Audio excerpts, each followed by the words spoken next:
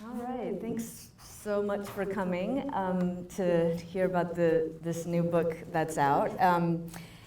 It's out as of February 11th, and let's see, the book is called The Extraordinary in the Mundane, Family and Forms of Community in China. And I'm Becky Yang Su, and this is Richard Madsen. So we'll, I guess, talk about this book for a little bit, and we'd love to have questions at the end if you have any. All right, so let me just tell you a little bit about this book.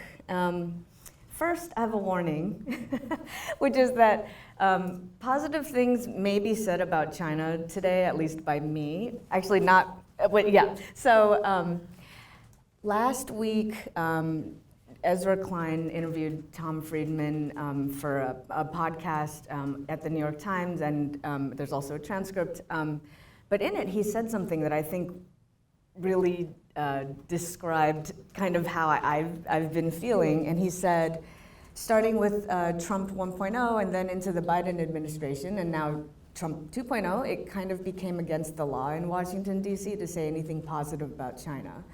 And because of that, there was an aversion to going to China, et cetera, et cetera.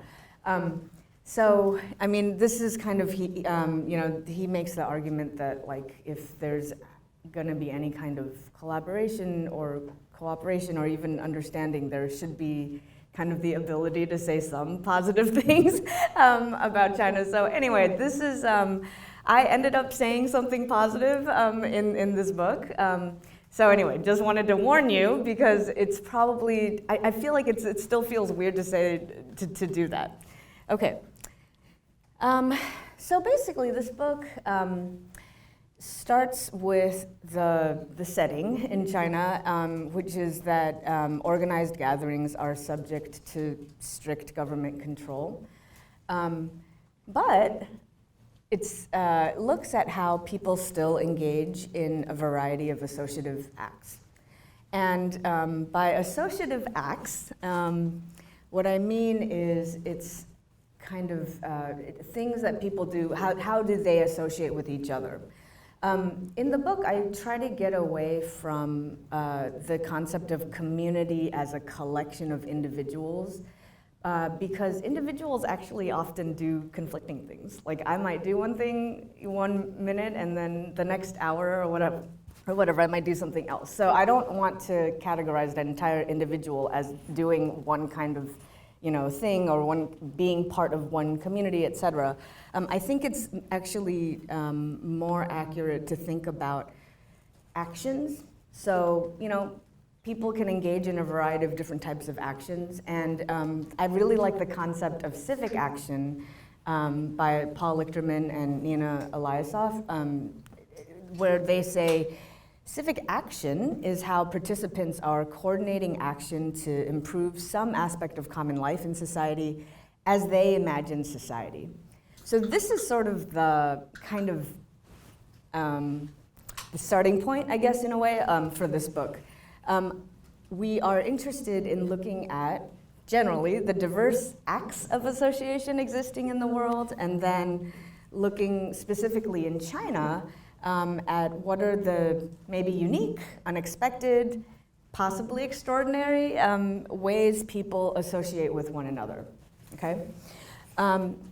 So the book has contributions by a number of authors, but the chapters all look at some way that some concept of the family, so that's the circle on the left top, whether they're sort of like things from a long time ago or sort of newer changes in Chinese society when it comes to family.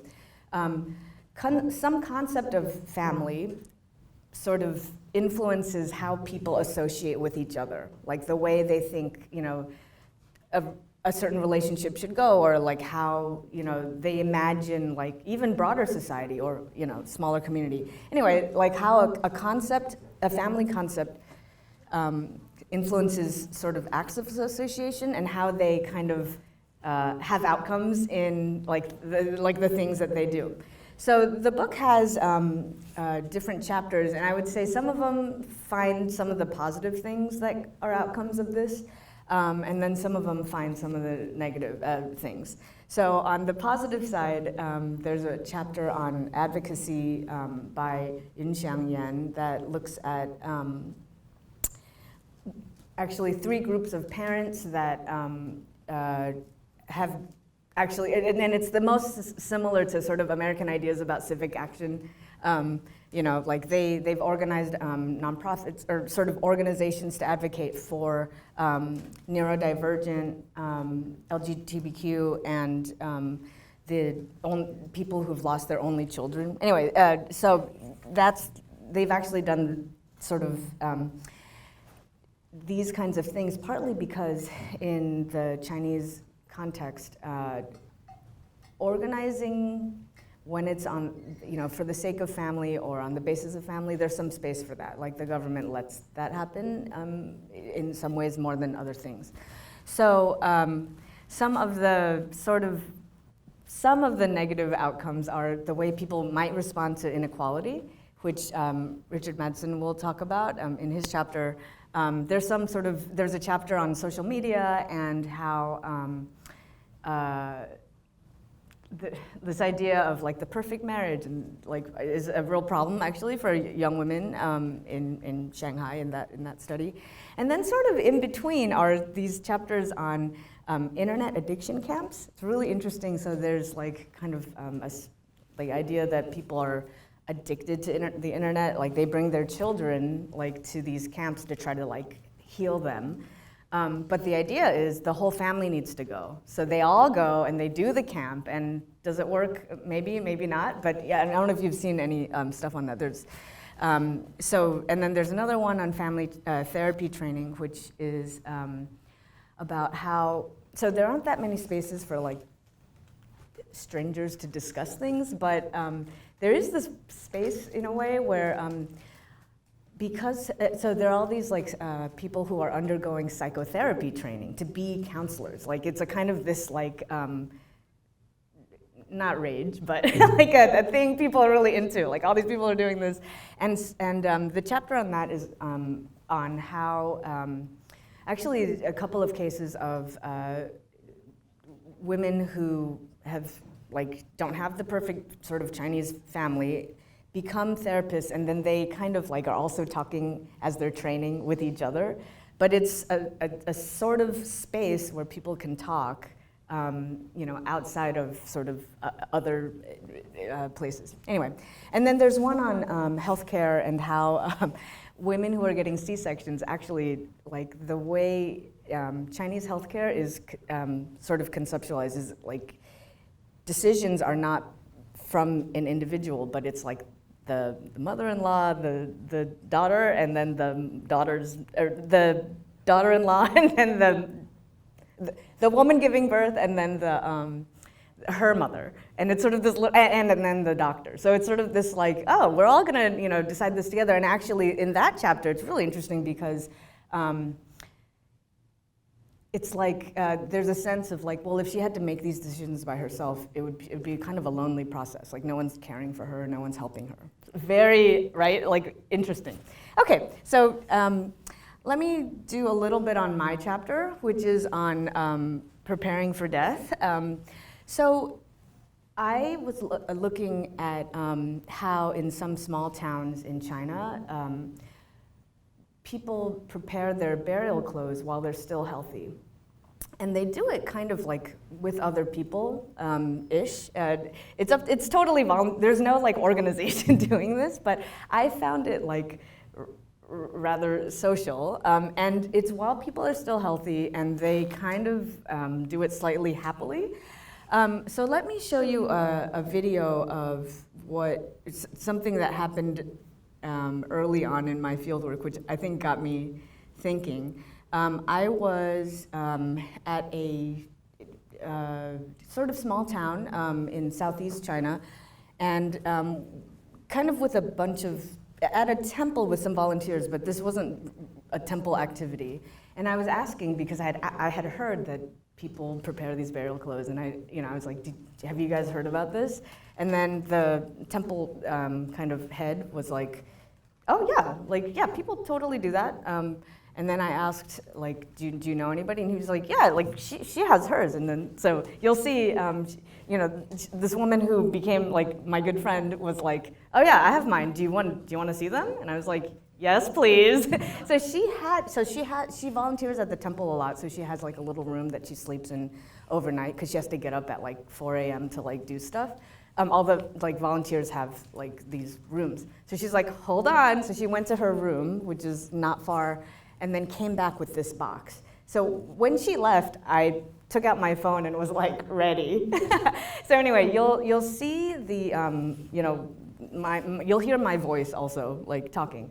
But I think for me, what was interesting was sort of the emotional tenor of this. Like she brought out a box of her burial clothes that she had prepared for herself, and here's a group of people looking at them. So you can see, you can tell me, well, maybe you can see what you think of what they were like.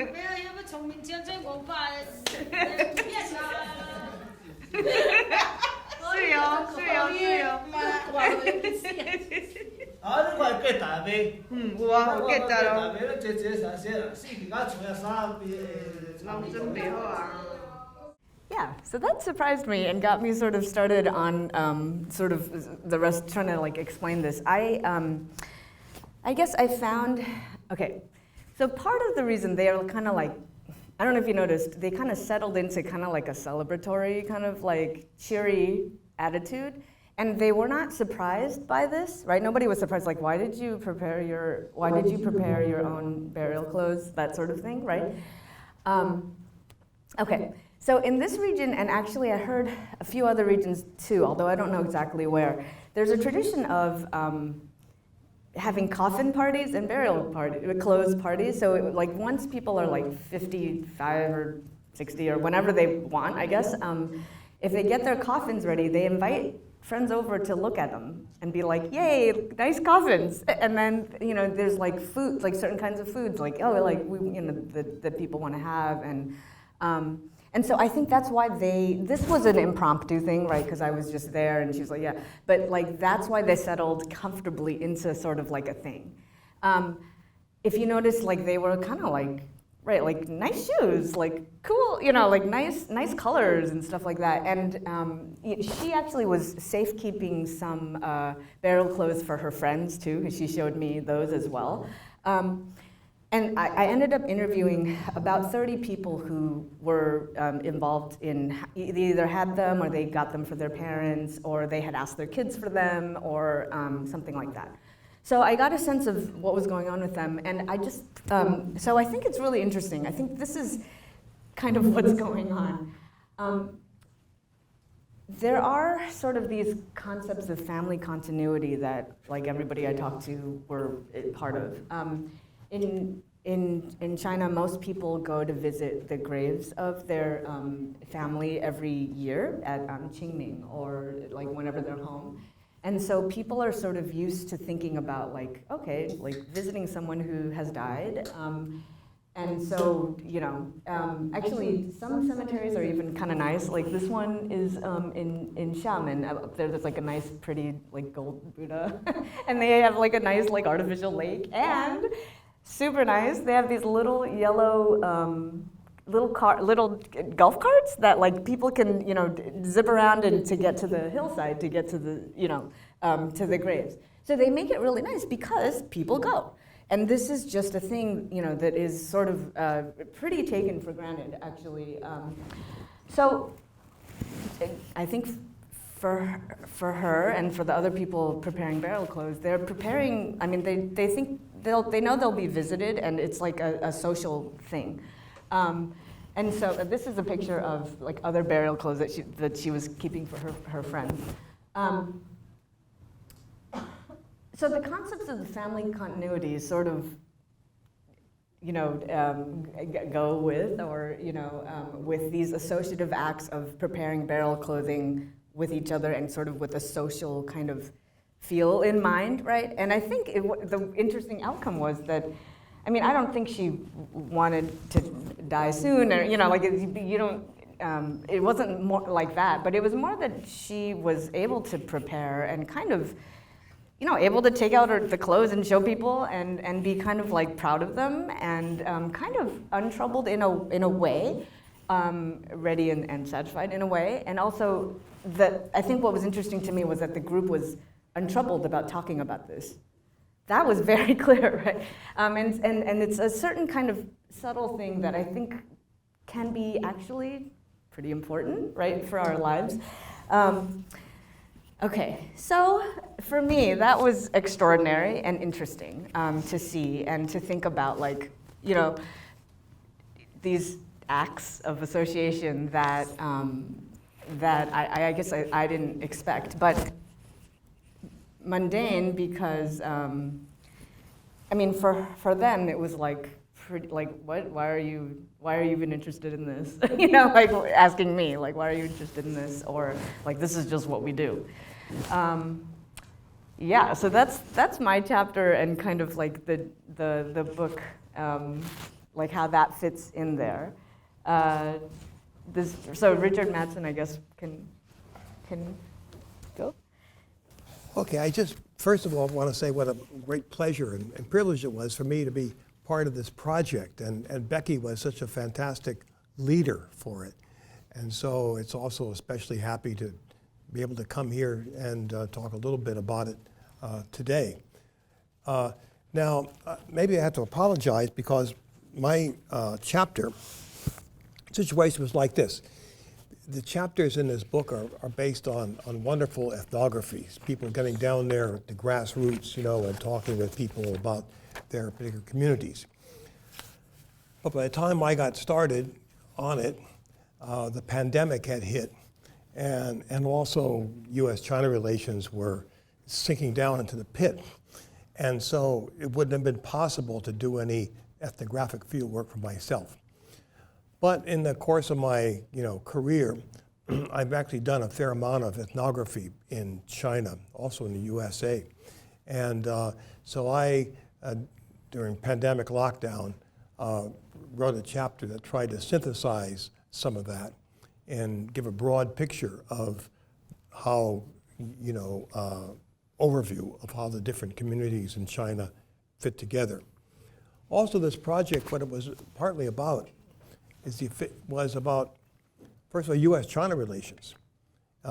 This is part of this general project you guys have at Georgetown. And so I thought I should bring that in too. And a lot of, most area studies, I believe, is actually about, you study China, but in the background is your notion of American culture, American society, and you're making contrast. And so I thought it was good to make that explicit. And so it's also draws on some of the things that I've done on American society, okay? Which is also based on ethnography. So it's a kind of a big picture, but how the big picture influences intimate things, okay? So, and also, this project was supposed to be, in good Jesuit fashion, about the common good, U.S.-China relations seeking the common good. And so I have a few words at the end about that too. And one thing I think is important when you have dialogue between U.S. and China or whatever is you recognize not just the differences in your societies, but also the similarities. And part of what I'm saying is there are actually a lot of similarities with things going on in the USA as well as in China, and similar problems that can be a basis for dialogue, aside from the things that were really different. So anyway, so that's the overall thing that I tried to accomplish in this particular paper. And then one other thing I think that was very important for me, and becoming more important every day, I think, for me, is broad sociological understanding of inequality. Originally title I was going to give to this paper before Becky decided on the Chinese family metaphors was never forget the class struggle. This is a famous line from Mao Zedong, actually, at the beginning of the Cultural Revolution, okay? And I don't mean it exactly like Mao Zedong. But I do think that this notion of social inequality is basically the elephant in the room that we all need to kind of grapple with, okay? The situation overall is that, the sociological statistics show that there used to be a big gap between developed countries like the United States and the rest of the world. We used to call it the third world. Now the gap between nations has diminished an awful lot. A big part of it is the rise of China. So before China was very poor. Now it's the second biggest economy in the world, and maybe by, depending on how you calculate things, is bigger than the United States even now, the overall economy, even though because of the population, the per capita income is relatively low. So the gap between nations actually has diminished an awful lot. But what's also happened in the past generation or so is that the gap within nations has increased. Okay? So if you look at those in sociology, you've seen this, okay? In America, starting about 1979, the so-called Gini coefficient, goes up. It's exponential. It just soars. It's getting higher and higher. So there's a huge gap. And in China, same thing happened, although the real takeoff was around 1985, 84. And then, as my colleague, who's an economist at UCSD, Barry Naughton, says, is the rate of economic inequality, changing economic inequality in China, is perhaps the greatest it's ever been in the world history, okay, in a short period of time. So in China, which was fairly egalitarian, is because of socialism and so forth, the gap has soared. So now the so-called Gini coefficient, the US and China are about the same. And this all has happened in a relatively short period of time. So this affects things. And the way it affects things is, I think, the class struggle, if you want to use the term from Mao or whatever you want to say, is manifest itself in these various culture wars. So we think the trouble we have in America is all about culture, DEI, so forth and so on. But I think underneath it is a way in which social class, social differentiation, social inequality plays itself out at the grassroots. And I think, in fact, part of this argument is a similar thing has happened in China. Now, how does this happen? So, again, to bring in kind of sociological theory, it has to do with the kind of communities that exist at different levels in social strata, okay? So there's a big difference between the kind of communities which are fairly closed and involve networks, social networks, where everybody knows everybody else, versus ones that are open, expansive, ramifying networks, where my friends, I have a broad network, are not the same network as your friends and so forth, but we still live together and so forth, and in this very open way. This also involves the ability for a lot of them to move around and all this kind of thing. So that's different kind of communities which exist at different kind of levels in U.S. and also in China. Okay, and so this is there's similar processes that have been going on, and then connected with these different kind of communities, there is different kind of languages spoken, basically, different ways of speaking, different kind of systems of symbols. For this, I drew upon some work of Mary Douglas, an anthropologist, an anthropological theorist, right? And she says, drawing upon the work of the kind of linguist philosopher Basil Bernstein, is that there's what difference between what she calls a condensed code and an elaborated code.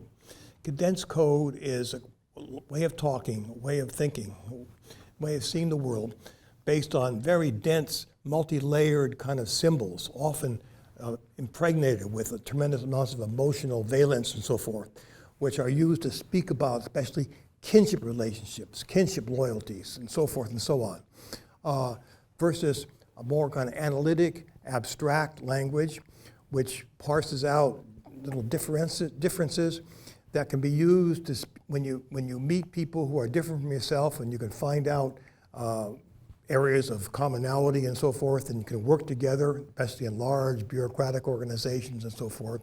And it's the kind of the language that we're taught in higher education, basically, right?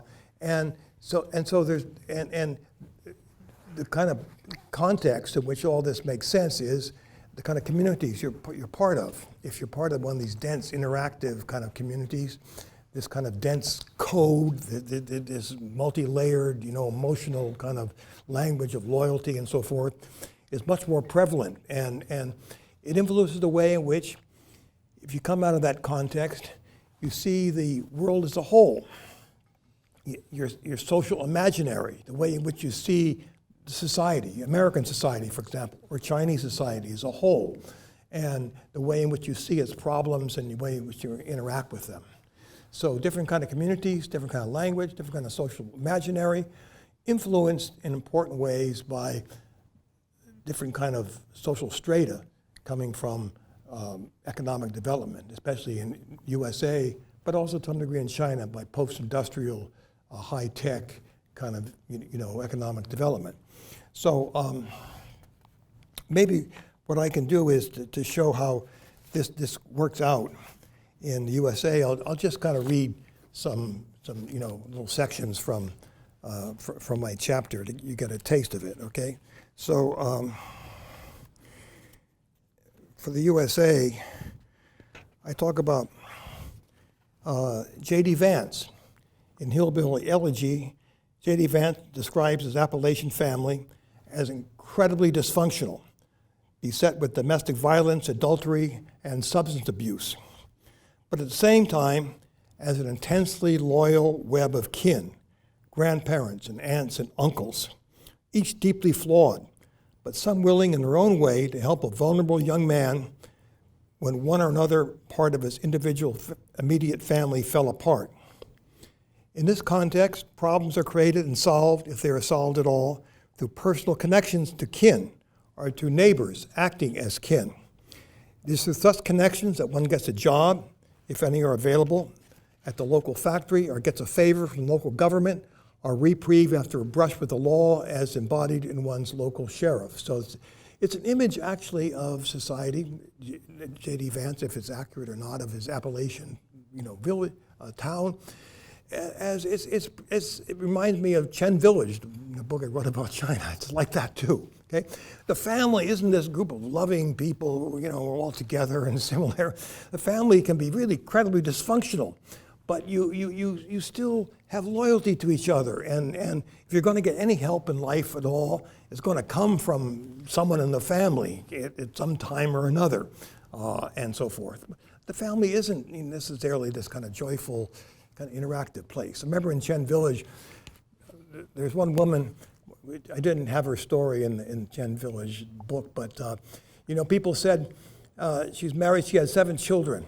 Each one looked like someone else. Okay, So lots of things were going on in these families, yet the family was together and so forth and so on, and this is the way it was, right? And there was conflict and all that kind of thing. So all the imagined communities that pull at one tend to be imagined in terms of networks of strong personal connections, loyal and disloyal people. Such is the American political economy, is seen through the images of people like, MAGA. Donald Trump's words and deeds have resonated with this imagery. He's told his followers that their problems are due to dishonest, disloyal people taking cover behind the formal rules of a deep state. The country's problems will be solved if a leader with a big personality, like Trump, cuts through the wall of rules and gets rid of these disloyal people. That's how your badass uncle would do it, to defend your family's honor from some arrogant bureaucrat. There's not a clear-cut boundary between public and private life. Relationships with work or government are governed by the same type of personal loyalties and feuds that govern one's family and local community. In the contrast are people whose social connections are composed of more open networks, typically the new middle classes who have gained their status through mastering technical skills through higher education.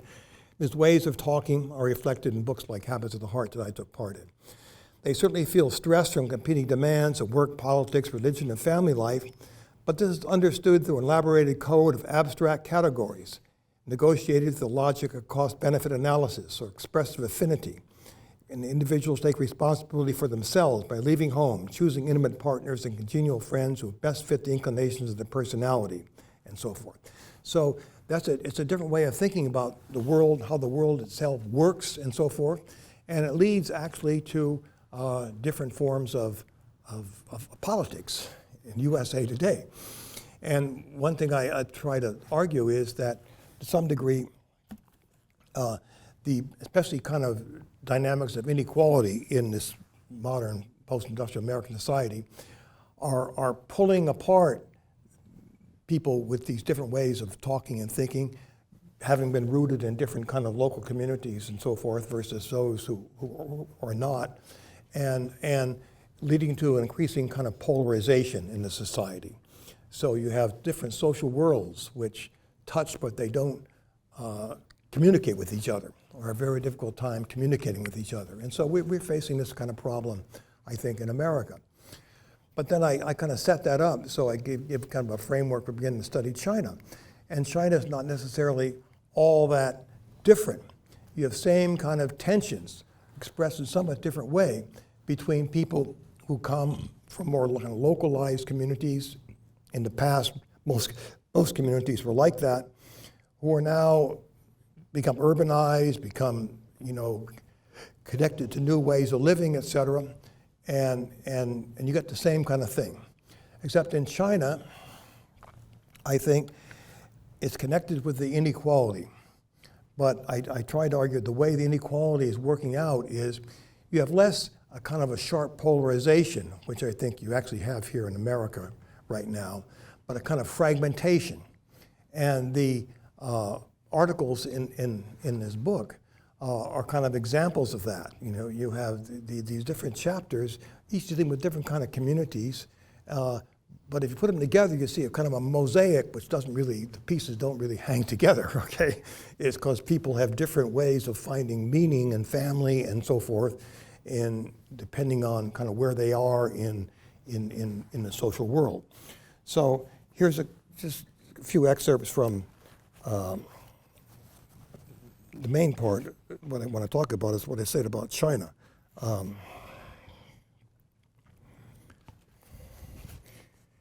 In the United States, people imagine the separate spheres as extended communities that mirror their experience in their primary communities. In China, these communities are constituted by relatively closed networks imagined through a familistic language of hierarchical responsibilities and obligations. Not only in pre-modern China, but in the present, the dominant metaphor has been that of the family. But the concept, indeed felt reality of the Chinese family, is not the same as a dominant modern Western idea. So it's all about family, but that doesn't necessarily mean the families are the same thing, or at least seen in the same way. Chinese social scientists still acknowledge the relevance of the great anthropologist Fei Xiaotung's account of Chinese family life. As he observed, if a friend in England or America wrote a letter saying he was going to bring his family to visit, the recipient knows very well who is coming with him. But if in China, he says, although we frequently see the phrase, your entire family is invited, very few people could say exactly which persons would be included under the family that shows up at your house. A wealthy, powerful person may include in his family anyone who is related in any way. With a reversal of fortune, one's family could shrink to a very small group. The configuration of Chinese society, Fei Xiaotung said, is, quote, like the rings of successive ripples that are propelled outward by the surface when you throw a stone into water. Each individual is the center of the rings emanating from a social influence. Wherever the ripples reach, affiliations occur. Rings caused by each person at any given time and place are not necessarily the same. So it's a way of understanding social relations, which comes from a culture with a long history, although people being embedded still in clans and with connections and so forth, especially in local life. It's a mentality that could lead to extreme brutality to those who did not belong. So if you don't belong to your family, if you don't belong to your local community, you're not even a person. I'd reference a friend, scholar Wu Fei, who wrote this wonderful book on suicide in China. Actually, a pretty grim thing. But he said to commit suicide, you have to be a person. And he has a story of a woman in this village he studied. The woman was a prostitute, came from the outside, set up shop, set up some business in the village. Some things went bad, and she killed herself. But she wasn't counted as a suicide. She wasn't a person. She wasn't related to anybody. She was an outsider, stigmatized, didn't even count, not even as a suicide. So you couldn't even commit suicide in the conceptual system, unless you were really a person, which meant you were connected, embedded in a certain kind of family life. So, although villages in post-Mao era have been opened up, indeed in many ways hollowed out as residents migrate to the cities for work, the migrants often have little inclination to trust those who employ them. The owners of factories who employ these migrant workers have a great incentive to cultivate thick personal relationships, guanxi, which are often articulated in quasi-familistic terms. Well, networks of party officials linked all the way to the top to Big Daddy Xi Jinping. But they have little incentive to treat their workers as anything other than cogs in a machine. In the book Factory Girls by Leslie Zhang, he talks about these factory girls as, first of all, they constantly lie to their employers, providing all kinds of phony credentials. And their employers constantly lie to them, making empty promises about pay raises and job security. Everybody uses everybody else, each gaining some money while often losing basic human dignity. It's a poem by the migrant worker, Xie Xiangnan expresses it. My 5 finest years went to the input feeder of a machine. I watched these 5 youthful years come out of the machine's asshole, each formed into an elliptical plastic toy. So there's kind of an image of alienation and so forth in factory towns and so forth, with the workers are treated as cogs in a machine and so forth, and no deference to family loyalty or anything like that. But the owners, the bosses, they have family loyalty. They have connection with each other, and they cut deal with each other and so forth, but are able to kind of make use of these floating population of unemployed workers. Because of the way the household system in China works, in which you can't easily move from your local place, these problems are kind of exacerbated. And so anyway, it goes all the way up the line. At the very, very top, if you look at books like Red Roulette, which describes this kind of social lifestyles of people at the very top, the high aristocrats, it's incredible, actually. But you have something just like Fei Xiaotung talked about. You have these big families, all interconnected and so forth and so on, all kind of working together, colluding in ways that we would consider to be extraordinarily corrupt, right? But that's how business gets done at that level. That's extremely kind of familistic in that way. In the meantime, there are people at lower levels or at the kind of emerging middle classes that some of the people in the book are talking about at some of those chapters, which are using family metaphors. They have to use them and they want to use them, but in ways that are kind of more open and flexible and so forth, and influenced through a thinking that's kind of influenced by this, what I call this elaborated code. So this all in China, I say, is leading not so much to class polarization like it is here, but is leading to a kind of class fragmentation. And there's a lot of social fragmentation in China, and in a way you look at the landscape, which is expressed in this book, you get a sense of it, okay? So the bottom line then, it has to do with things like the common good and so forth, right? And I'll just read the last page of this book and we can go on from there. We all have these problems, both the US and China. According to current Chinese ideology, the Communist Party state is the power responsible for realizing the Chinese common good. Meanwhile, rising economic inequalities helping to exacerbate the modern tensions between family, economy, politics, religion, and science. The legacies of traditional Chinese culture give a different tone to these common understandings of the nature of the tensions, but the tensions certainly persist. The absence of an open public sphere makes it difficult for rational discussion about the common good to rise from the bottom up. A powerful, intrusive state holds the tensions in place and prevents the kind of polarization that we have right now in the West. The party state now clothes itself in a so-called perfectionist ideology composed of a mixture of Marxist and Confucian rhetoric. But the rhetoric seems superficial, and the Chinese Communist Party seems to have more interest in maintaining power than in promoting a genuine social common good. The party state maintains control more through overwhelming power than through deeply felt legitimacy. How long can such a state maintain its control? Already you see outbursts of popular anger during the COVID crisis and so forth. But the problem would be if the state should break apart, cultural polarization would probably ensue, making it difficult to imagine achieving a good enough common good through democratization. But the United States is having its own problems, if you noticed, in achieving a democratic resolution of its tensions. The long-run solution for achieving a world safe for democracy would involve transforming global economies to mitigate current extremes of inequality. So at the end, I say one way to talk about it in dialogue is that the level of inequality in both societies is not healthy, and that to some degree you could talk about our trade relations, which are exacerbating this kind of thing.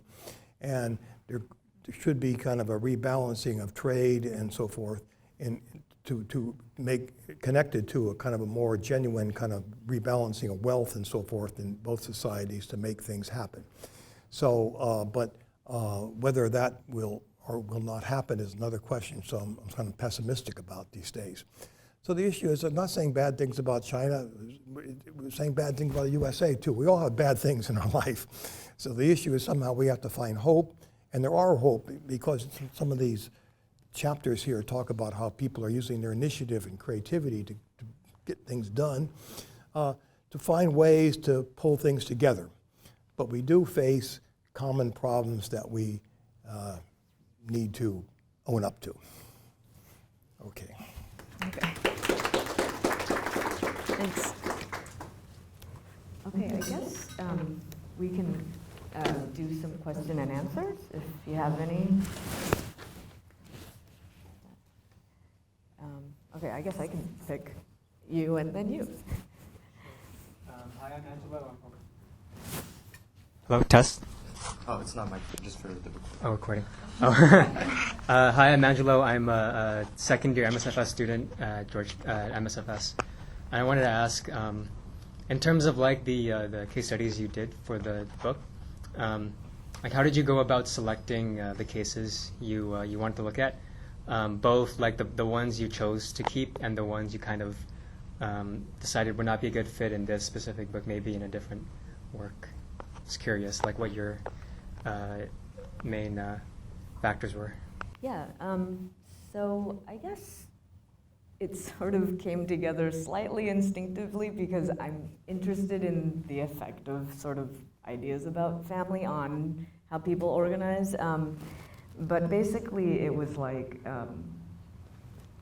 I reached out to people whose work I really liked that were sort of about Chinese families or about something related, and then asked if they wanted to kind of be part of this group, and then saw what they wanted to write about. And like for example, Yunxiang Yan is really famous for his book on like new kinds of like marriage in villages, and also like the flow of gifts in villages and things. Anyway, but he's really like I loved that work, and then he was like, yeah, I think I do have something I want to write about. And then he wrote about the parents who are advocating for their kids, different types of kids.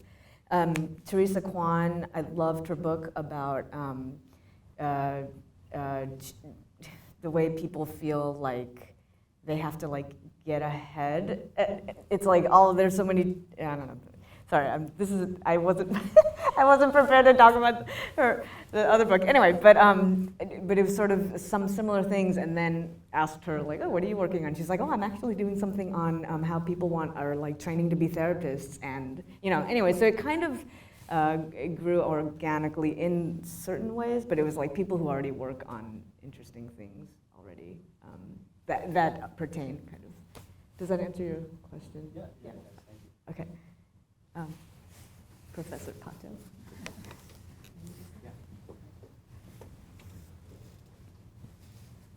Hi. Thank you so much for the kind of a preview into this edited volume. And I really appreciated the sort of US-China kind of comparison. And also, Becky, you mentioned that when you thought that it was extraordinary to you as a researcher, people who are, engaged in these practices, like, what is so extraordinary about it? And so I'm curious about how much of the people who are engaged in these extraordinary practices in the mundane are thinking of this as their Chinese-ness, and like, are they really practices specifically understanding this or thinking of this as a Chinese culture, or this is just a culture, or this is a family tradition, or this is a community tradition? What is their own understanding of how unique or non-unique is this, and I guess what are we to make of that? Okay, well, so I'll just talk about my field work with this. It was like it was just, this is what I'm doing. I think I said, and this, not about burial clothes, but about grave sweeping. So visiting graves every year. I said, I don't think that's. Some people do that in the U.S., but not that many. And somebody was like, they don't? So it was like, oh, I didn't know that kind of a thing. So I mean, sometimes people will be like, oh, Chinese people do this and this, but I don't think that's how they think about it for themselves. They're doing this because they're doing it. Like, it's my time to do this now, and I will do it. Or it's April, and now April's coming up, and so I will do this. Type of thing. Yeah, I don't think they think it's extraordinary. So I guess in a way, like, that's like what I think. But yeah.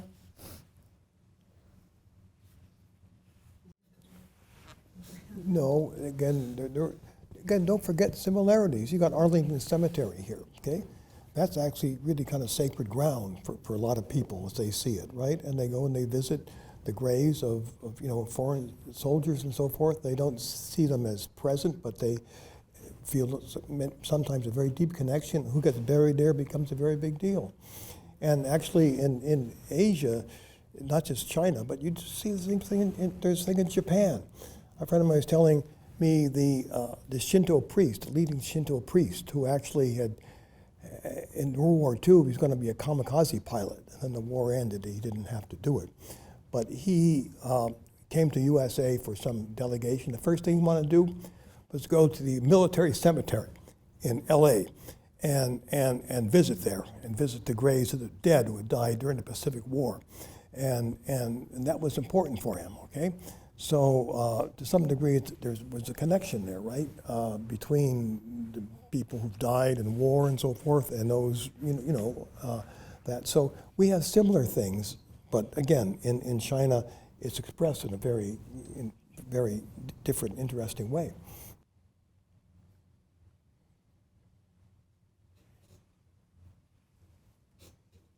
So, Becky, you talked about sort of death and rituals related to preparation for death.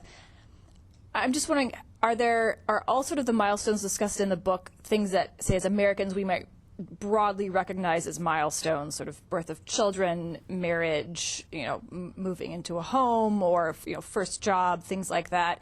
Or are there any sort of surprisingly mundane in China milestones that might surprise an American audience? I have to think about that. I would say we were trying to think of common problems, like the problems that both societies are experiencing, and then looking at like, okay, what are responses to that?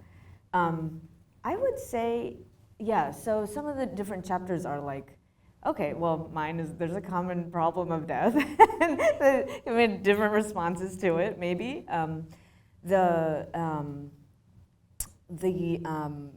Teresa Kwan's chapter is about actually like marriage sort of problems, bringing people to, and sort of this idea of like the perfect family and all this, but if not having it is kind of devastating for people, and then they are doing this like therapy, they want to become therapists, and then they train themselves and also heal themselves and things like that.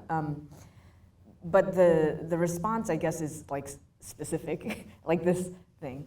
The internet addiction camps, I think that's a really specific response. Probably, I mean, there's gaming here, but we don't call it addiction as much. And then the response is really interesting because it's like the whole family has to go to the camp, and then they're all there, and it's like, are you guys communicating? Like you have to treat each other right. Like it's very like, we have to heal the whole family for you to fix this issue that the kid is having, because he's just a reflection of your relationship. So that's really interesting, right? So yeah, I think I would say it's kind of like the surprises were maybe there in that way, but the milestones, I guess we maybe saw things like. Yeah, they weren't all milestones. They were sort of issues that people were dealing with, maybe. But good question. Oh, and thank you for coming to speak with us. My question is on the field work that you do in speaking to people on the ground. You mentioned, for instance, that people were often very willing to speak about the clothing that they prepared. I'm curious how that was for the different authors in the project in speaking to people and having them open up to their everyday lives, and if there were any challenges to that. Yeah. I'll go first. Okay. So actually the burial clothes thing, it is not easy. It's not like you can just walk up to somebody and be like, hey, so do you have any burial clothes? Because it's actually kind of private. I mean, I guess that makes sense. But, actually, I showed that video to like a grad student in anthropology, and he was like, oh, this is really special that she did this for you. And she probably was like, oh, you're here to like, she was like glad that you were there, and she was, and it's partly, I don't know, she just, you sort of got lucky. The other interviews, like it took a little bit of like, oh, so like it wasn't easy anyway. And there was some interviews of people like, oh, I don't really want to talk about it. Also, I had one where like somebody told me like, oh yeah, my parents are from, like they're in Shanghai, and they were like texting me like their death portraits, like they're like, which one do you like? This one or this one? Like, which one do you like better, right? And I was like, ooh, can I interview them? And then she was like, oh, let me check with them. And then she was like, they don't really want to talk to you. So it wasn't actually necessarily easy. Like it took some maneuvering, and like some of those interviews were done by grad students of their own villages, so they knew the people they were asking. But death is like kind of, it's not polite to like bring it up necessarily all, like, because it's kind of like stop talking about it. You're making things unlucky or kind of thing. So it wasn't easy to do, and that's partly another reason why I couldn't quite figure out like how many people do this, but it didn't seem unusual. What about you for talking to people? Well, my mentor many years ago at Harvard was Ezra Vogel. He was a big China scholar, right? And people looked at his field notes, and he wasn't asking people about big ideological things.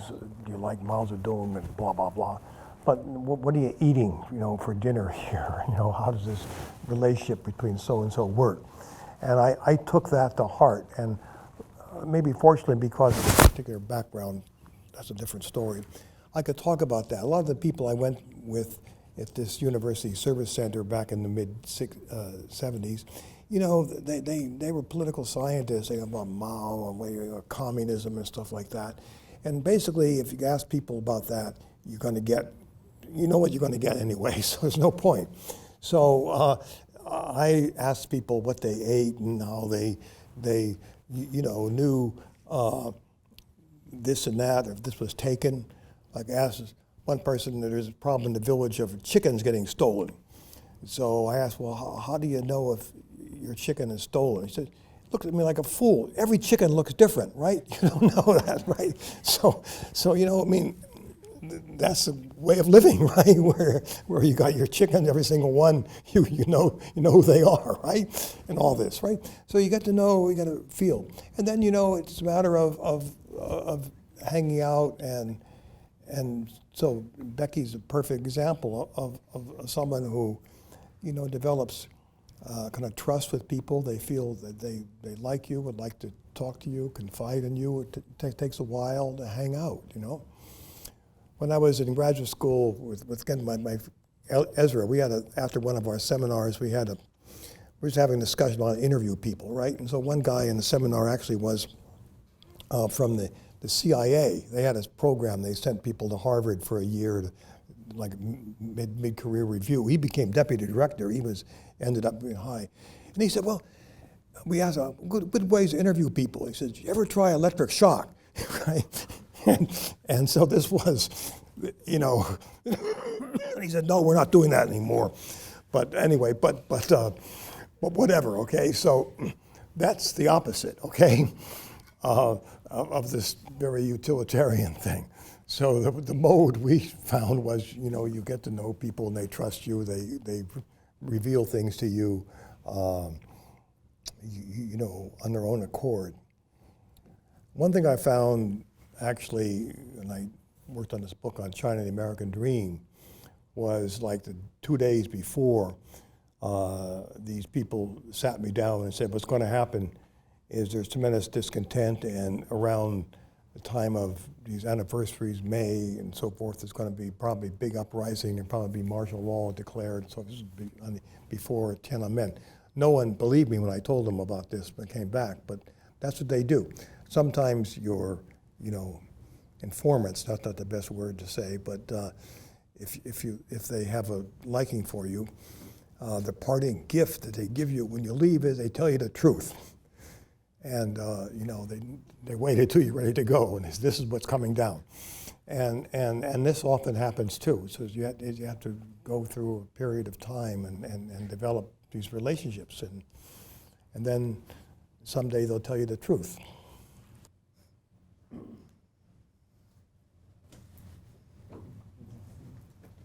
Hi, thank you both so much for talking with us about your book. I'm wondering, you mentioned at the beginning of your presentation how there's a real reluctance, at least in the United States and perhaps also in China, to say anything positive about the other. And this has been something that's always bothered me. And so I'm wondering, through your research, what you think are ways, either at the individual level or the community level, that we can help push the needle forward on this, and also how you notice rhetoric in the United States or among community members in the United States versus community members in China, how how they talk about the other and how that might be different in different societies, if this is making sense. Okay, so my personal opinion about what needs to happen, I guess, is I think Americans need to be more willing to say nice things or think nice things about China, because Chinese people already think that America has a lot of good stuff. Like, they know a lot about what's happening here. They know the NBA. You know, they're already like, and if anything, they're like, they might be like, we want to beat you or something, but that's because you're so great, I think. I mean, you know, but whereas I'd say in the US, it's actually like, wait, what is there to, you know, what is there to learn from you? I don't know if that's true or not, but that's my sort of uninformed opinion about that. And so I think Americans should need to change more in that regard in terms of like admiration or respect, or even curiosity. But what do you think?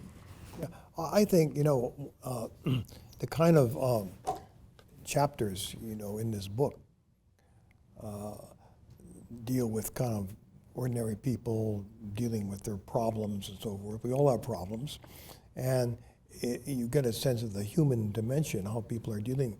And I think the problem is people don't read books anymore, okay? So if they read our book, it might help, okay, to relate not to these broad ideologies and, you know, all this kind of stuff, but to kind of how just ordinary people are trying to make meaning out of their lives and so forth and so on. This would help, again, and take courses, you know, where you do read some books and so forth, are probably help too, okay? But I think now, you know, it's difficult because for different reasons. I just heard a talk had to do with the U.S.-China relations, and you know, like if you want to work for the CIA or even the State Department, people who have actually lived in China can't get a job, okay? Who have understood, they feel you'll be compromised, right? And so the people who are doing the analysis are all people who just know it through, you know, computer screens or whatever, right? And I don't think that's good, right?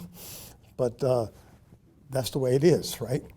And so I think to have these kind of exchanges and so forth and personal contacts are probably key to it. And these are reflected, you know, partly in books like this. The issue is get people to read the books, right? But to add to that, actually, when TikTok was threatened, people went on Red Note.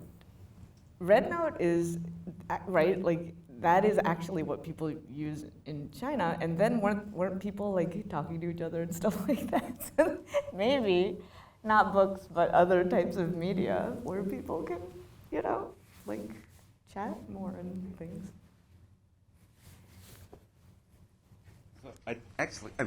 I'll preface by saying my question is going to reveal a deep, profound intellectual ignorance in terms of knowledge.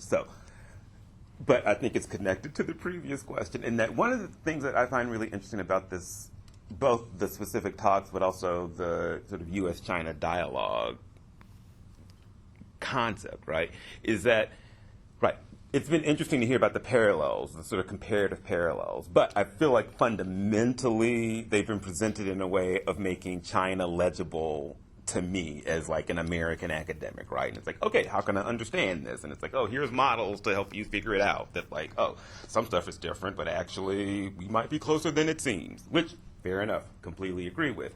But I'm curious if either of you could actually speak to, is there a sort of symmetry in this? So if I were to go to China, would there be like American studies scholars who are like, oh, I know the U.S., but I also know China, and I'm going to make the U.S. legible to Chinese people.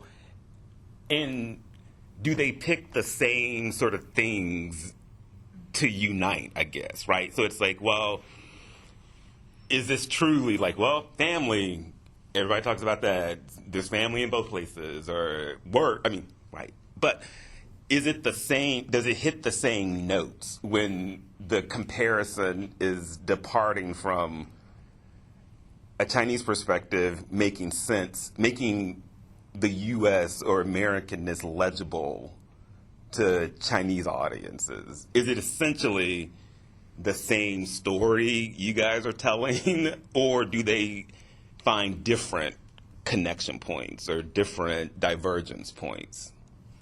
And you might be like, I don't know, read a book, which fair enough, that's a completely reasonable answer to this question. But I'm wondering if you have thoughts on this more broadly. I was embedded for a while in the Chinese Academy of Social Sciences, the American Institute, and also at Fudan University. They have a big center for Chinese studies. One thing you'll find if you go there, talk to their American experts, you probably find they know more about USA than you do, okay? They really do. The people that know about how Congress works and so forth, probably in more detail than you know, right? So they know a lot, okay? The issue is then they give advice to the central government, and partly is what the governments want to know, right? And they maybe pick on different things at different times, right? But they experts know a lot. And here you have experts know a lot about China too. Again, the ones who do aren't necessarily, speaking to people who make policy and stuff. That's an American problem, right? It's a problem in China too. And then there's certain things that are surprising always to me that ordinary people latch onto that we serious people don't think are maybe serious enough. So that during the 1988, I was in China, right? It was lead up to the Tiananmen, thing. Thing that really influenced people, and someone actually at the American Institute actually translated, were these books, pulp fiction, these books by Jacqueline Suzanne about Hollywood wives. They ate this stuff up. And this was new to them, that also was about the family, right? You had people, in Hollywood carrying on affairs and all this kind of stuff, and they thought, this is really cool. This is, we can't talk about this here, right? And they wanted more openness to society for this kind of thing, right? For better, for worse. And so there's certain things about American popular culture, et cetera, that they like. I did find a problem was, at least in the late 80s, I think it's probably still a problem, is like images of America, they get it through, movies, TV, and all this stuff, and through advertising. And it looks a lot better than it really is, okay? I mean, I don't live like that. You see these things, but people think that's the way it really is and should be, and they have unrealistic notions, right, about freedom or whatever. So that's a problem in popular culture, especially.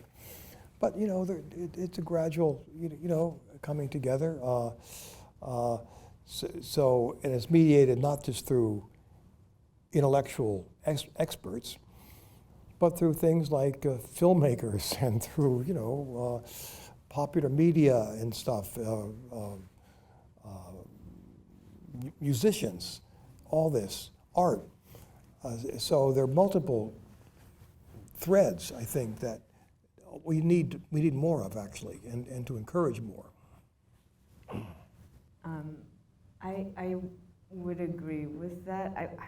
I don't know if, so generally I would say people are pretty knowledgeable about the US, and the US is sort of salient in a way, like in the more of the middle of people's thoughts, much more than, let's say, here in China. So it's almost like, but there's some resistance, like, oh, you think you're so, you think you're so good, but already it starts with you're so good, doesn't it?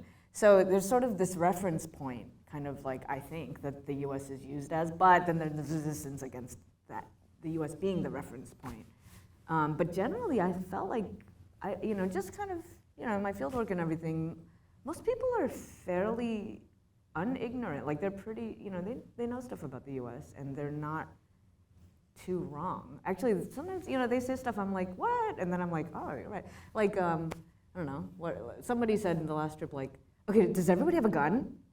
You know, and I was like, no. And then I was like, wait, maybe everybody does. Like, right? Like, at the mall, you know, near me, there was, people, anyway, so, you know, and sometimes they'll, yeah, so that happens, and that's my general sense.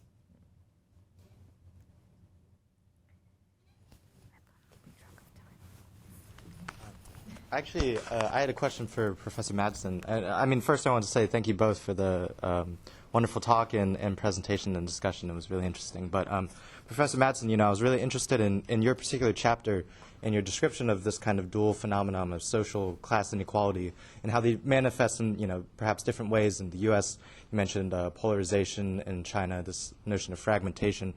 And, you know, as American, and as, I think as Americans in the room, we can kind of have a stronger understanding of kind of the broader social, political implications of polarization in kind of our daily life. You know, we're here in D.C. We see that this kind of deep and intensification of political polarization play out at the policy level, but also, you know, even the kind of culture wars being at a university, kind of the ways in which we might interact with others from completely different cultural kind of ideological backgrounds, right? Or with different perspectives. But I was kind of curious if you could talk a bit more about some of the broader social and political implications of your discussion about fragmentation in China.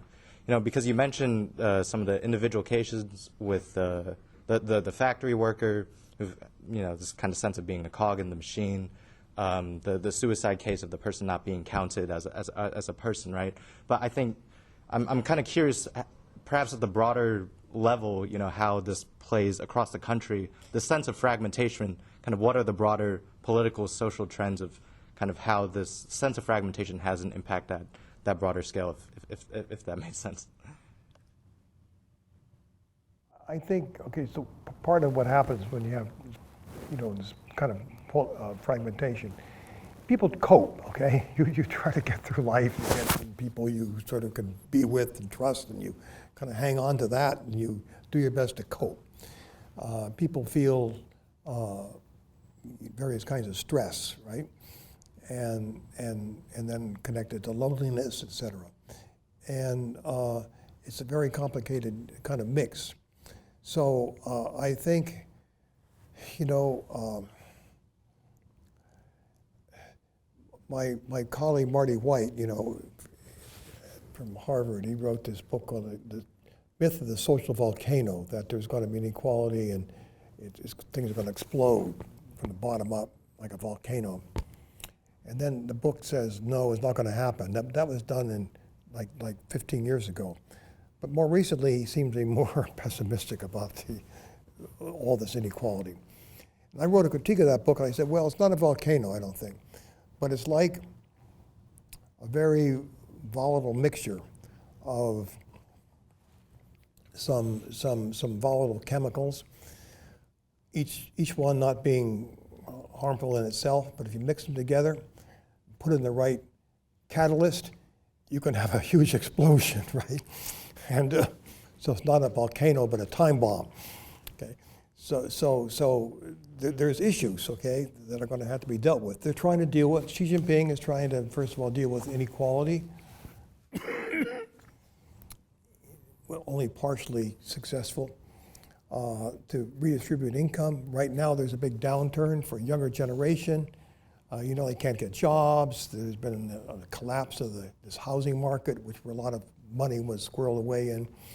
There's been the corruption and the money, you know, disappearing. So you got all that, and it's not all that good.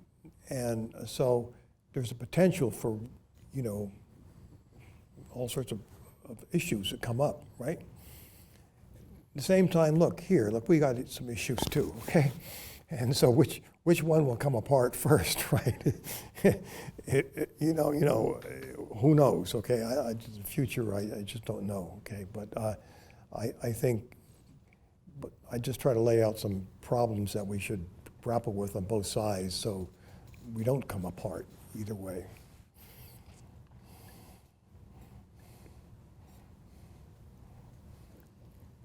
I think it's almost okay. Okay, thanks so much for coming to hear about this and for your questions.